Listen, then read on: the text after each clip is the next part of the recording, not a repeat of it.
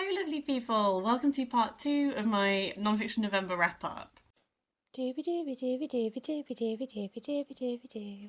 Dooby dooby dooby dooby dooby dooby dooby dooby Sophie vlogs. Thought I would take shot the prompt as sort of its own video plus a few extras because I actually had a real reading moment for it, which was really interesting. First of all, I will mention that I did DNF the book about VAR. I'll put the cover here. I forgot I had a big proofreading project in November that was all football based, and I did not want to read about more football afterwards. I will say it's definitely a book that you have to really care about the rules of the game for. I think I've more enjoyed stuff like the book I read that was edited by Calum Johnson, and again, cover up here, A New Formation, which was all about Black British footballers and their impact on like society and the sport and representation and all that kind of thing. That was just more interesting to me because it was more of the human side of it. I don't really care about the niggles of how handballing is being judged. So, on to everything I read that was interpretation of shot for photography. I did manage to do my reading pairing of reading Self-Portrait by Man Ray and Kiki Man Ray by Mark Braude together, which was really fab. I read Self-Portrait first because I wanted to go for sort of the autobiography first. Man Ray was a photographer. He was working in like the 20s, the 30s, the 40s. He has some very famous photographs that you will probably know. It's a self-portrait, so it's his autobiography. It was a very interesting read. I do definitely think that I came out of this with a clearer idea of Man Ray, the artist, what he hopes to achieve through his art, because he started off as a painter before he became a photographer. He did the odd little film thing. And so that evolution was interesting. He did some interesting experimental stuff with photography. He created these things called rayographs and all that kind of stuff. So the creative process side of it is interesting. And it was illuminating to get more on his life. I had some real awarenesses of, I think, gaps in this as I was reading it. Kiki, who I talk about in a minute in more detail with this, gets about a chapter in this and is mentioned a little bit. Lee Miller is mentioned literally 2 times. One time as someone he is going to dinner with, and one time as his friend's fiance. Lee Miller was a creative individual in her own right. It's disputed whether it was Man Ray or her who invented one of these solarization, this like new photography technique. They lived together. They were in a relationship for a considerable amount of time. They collaborated creatively. He just writes her out of this narrative. There is a moment at one point where he says something along the lines of, I'm paraphrasing, but this is my self-portrait. Like any self-portrait, it's flattering to me. And it very much is. I could also feel these moments where Man Ray explains something in a certain way, maybe like why Kiki has gone to America or something. And I was like, I feel like something's being left out. So that is why I decided to read this in the same month. I wasn't sure if I was going to spread them out. What I appreciated from this in relation to this was I could see the moments where Mark Braude had read Man Ray's self-portrait and was giving you biographical information summarised from that, but he also filled in those little gaps that I had the sense of but not the knowledge to solve. Man Ray describes it this way: in actuality, this is what happened, and he's probably phrasing it this way to like cover himself so that he, if it's someone who's left him, it's a mutual thing or he doesn't care or whatever. But so I appreciated reading them in quite close succession because I do think that this helped me with some of those feelings I was getting of what am I deliberately not being told. Mark Braude very much thinks that Kiki is an independent woman in her own right. Like as a creator, she is a performer. She did these. She would sing in bars. She also was a painter, and she also had that sort of role with Man Ray where it's like, are you his muse or are you a collaborator in how these pictures are staged? And also, you might be his muse with his photography, but you're also the person who makes dinner, who cleans the house, etc., and then enables this man to be able to create, which I do really appreciate. Weirdly, one of my complaints about this actually is that I think Mark Braude very clearly loves Kiki's work and talks about her as, she had this exhibition and she sold literally every painting in it and all this kind of thing. I wish that there was more descriptions of her art, like photographs and stuff in it. And there's 2 pictures of her artwork.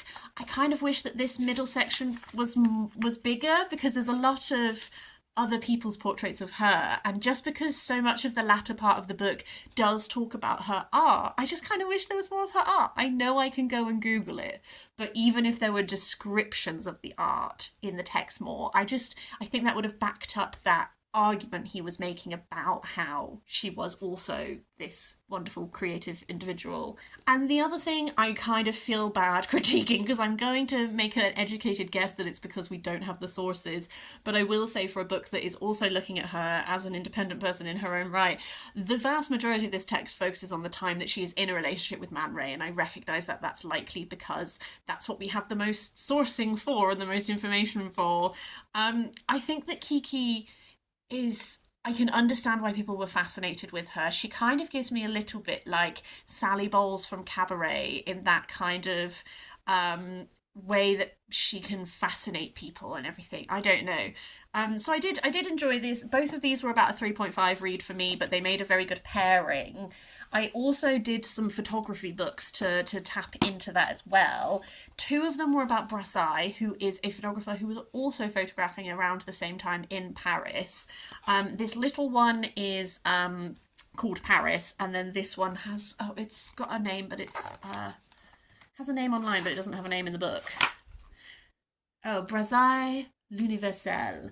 So this one specifically, this tiny little one, is only pictures of Paris at night, and then this one has split by subject. So there are the pictures of Paris at night, there's like portraits of people, there's this abstract.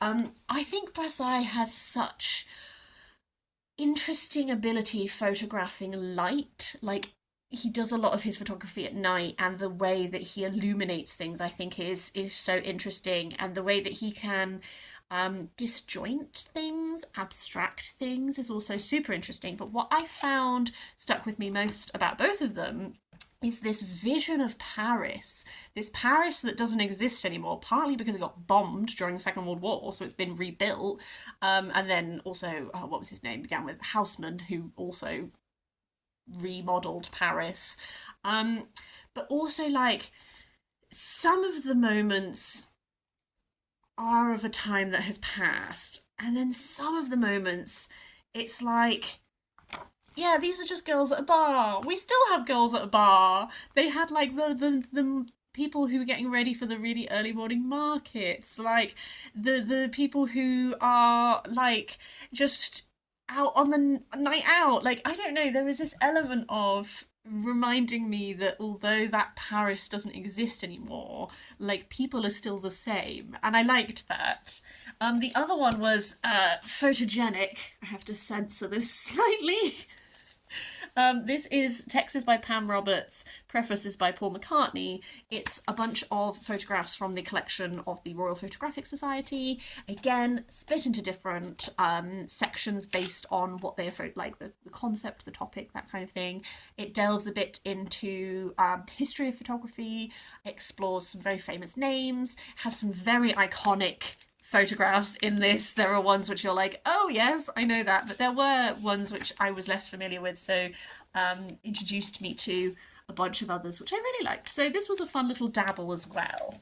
Moving on to assorted extras, my friend lent me You and I Eat the Same on the Countless Ways Food and Cooking Connect Us to One Another, edited by Chris Ying with a foreword by Renee Redzepi.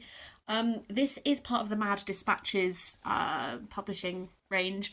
I really liked this. This is a series of essays by a variety of contributors. Every essay begins with sort of like a statement that is like the thesis, if you will. So the first one is Everybody Wraps Meat in Flatbread, and it looks at the global interpretations of meat in flatbread. Some of them are very, very short. One of them was literally just a list of food that we all eat. That one I didn't like as much because I don't know, it was just a big list. Whereas others I found really fascinating. One of the ones I really enjoyed was It's this charity that works with undocumented immigrants in America who have ideas for starting food businesses, and it's very, very highly competitive. And it talked to three different women who were part of this program, and they talked about their backstory, how they got here, the food that they make, and their hopes for the future. And I really, really liked that one. There are ones that are all about, specific grains. The one seed roots of them all is all about sesame. Like, it is just one of those books that has such an expansive view on food, but the main point is that we all eat the same. Like, there are many things that divide us or that make us different to each other, but the commonality that we have is that we all eat, but also we all like to eat well. And sharing food and sharing the stories about food is one of the great uniting things that we can do as people. I thought that this was just absolutely fantastic collection. I would really, really recommend it. I also read this tiny book that's called Gender by Travis Alabanza, this is a part of a series that was done when they were like redoing the Tate Britain, and it's just a bunch of different contributors who talk about. The other ones are Empire, Feminism, Class, and it's like a creative engagement with some of the pieces in the gallery. So the back of the book has the pictures that are being engaged with in this. It's very experimental in format, I guess, in that it's kind of writing a play. So it starts with a little essay that is sort of introducing it by Travis Alabanza, and then it's like the format is like a scene change. Like, it's putting on this performance because we're tapping into the fact that gender is a performance, and like monologues and a participatory piece for you, the spectator, to be involved. It's such a dinky little one that obviously there is a limitation to how much it can do because it's tiny. But I thought it was a very playful yet serious engagement with what these pieces tell us about gender and gender through time and gender as being expressed in paintings and us and all of that kind of thing. Finally, I will just tell you about the two books that I am currently reading that I'm going to carry over into December. I don't normally do this, I just thought it might be interesting. On my little Kindle, I am reading From Splendor to Revolution, which is by, I didn't write down who they're by, Julia P. Geraldi, I think. This is a look at kind of Romanov women, sort of four specific Romanov. Is it Romanov or Romanov? I don't know. Four specific women from the family, but because it's the thing about that period of time, isn't it? Where it's like all of the major ruling families are interrelated and then they keep marrying each other. So we are ostensibly focusing on like four specific women, but really like we're looking at how all of these families interconnect and that kind of thing. So I've just finished section 1, which is Splendor, and I'm just starting section 2, which is Revolution. So it's all about to go very downhill from them. But it is interesting. I had previously read Simon Sebag Montefiore's massive chunky book, The Romanovs, which I found to be very interesting. I think it had too many footnotes, personally. I think he was very excited about the fact that there had been recent access allowed to sources that were previously not accessible, and as such he just wanted to give us all of the information, but I got a bit tired of going between footnotes. This I am finding intriguing because it is focusing on a few of the women that were not as explored in that. So like Olga of Greece, for example, finding her very interesting. I think that it's one of those books where while I am reading it, I am very interested because it is covering 4 women, but then everyone else who is involved.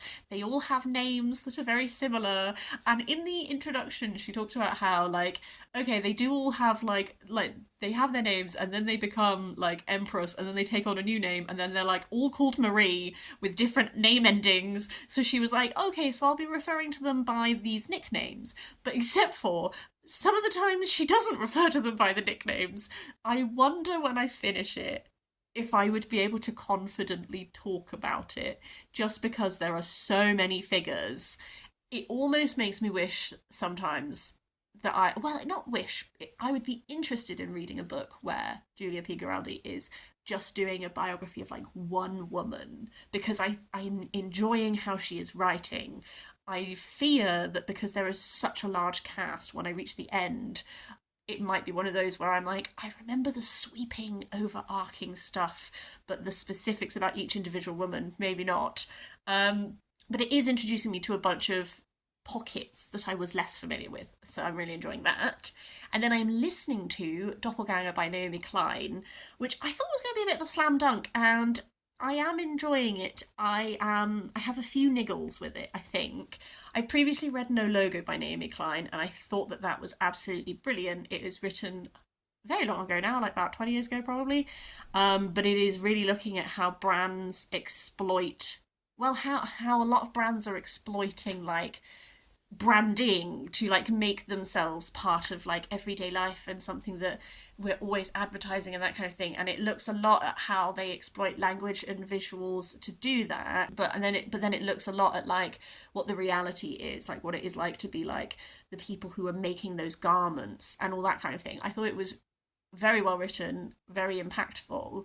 Doppelganger, the kind of way it's being sold is that like Naomi Klein is very leftist. She is, critique of consumer capitalism, all that kind of thing. But she is increasingly recently being confused with Naomi Wolf, who is she published The Beauty Myth in the 1980s, which is like a classic feminist piece of text, but in later years has gone increasingly right-wing. She is a guest all the time on Steve Bannon's podcast, all of that kind of thing. And the conceit is kind of like looking at the idea of doppelgangers and what it is like to have someone that you're so frequently confused with, who is effectively the polar opposite of you, but does actually overlap in the type of language that you're using and that kind of thing. It's also kind of looking at post-COVID, how people have reacted to that politically, and how the right is weaponizing certain languages, certain topics, all this kind of thing. I'm finding that I wasn't expecting to have so much detail on Naomi Wolf. When Naomi Klein is talking about, like, let's look at society post-COVID and let's look at how politics functions now, this divide, this idea that, like, oh, if that side is touching a topic, we can't touch that topic, and all of that kind of thing, like, that whole side of it, I am finding very interesting, and it is making me think a lot. I like how she tries to approach with compassion where possible, this like look at how did someone become radicalized. Let's look at the way in which sites like Twitter encourage us to pile on to people, to expound on people's humiliation and how that drives people away and all this kind of thing. I find that really interesting. At times, I just want to tell Naomi Klein to put her phone down and get off Twitter, because I don't need to hear another transcription of what Naomi Wolf is saying on Steve Bannon's podcast. I don't like. At one point, she says about her husband being like, you need to take a break from this, and so they go on a family holiday and she lasts like 2 weeks, and then she's like driving on her own, and then she absolutely binges these war room podcasts to catch up with what other Naomi has been saying. And I know that I think she is self-aware about it, but you know when you're just like, babe, just disconnect from your phone for a bit. I don't know, I'm struggling with, like, I want to get her analysis. I'm tired of hearing transcriptions of Naomi Wolf's rants. So that's where I'm like, and that's where I think maybe the audio aspect of it, maybe I should have read this. Maybe I should have got the physical copy out of my library and read it, because maybe that might have not been as jarring for me. I don't know. Interesting, but I've been struggling a little bit. Yeah, that is everything that I read for Nonfiction November. I would love, love, love, love, love to hear your thoughts on any of these. Please do leave me a comment if you fancy it. Also, like, anytime you have a nonfiction book recommendation, please let me know. I love to pick them up. I love to read them. Most of my reading this month was nonfiction. I think it was about 80% nonfiction. This year, I've been averaging 50-50, which is, that's the first time I've done this. Previously, it's been like a third, and I'm loving reading more nonfiction. It is just glorious. So, yes, I hope that you're having a really lovely day, and I will see you next time for something different.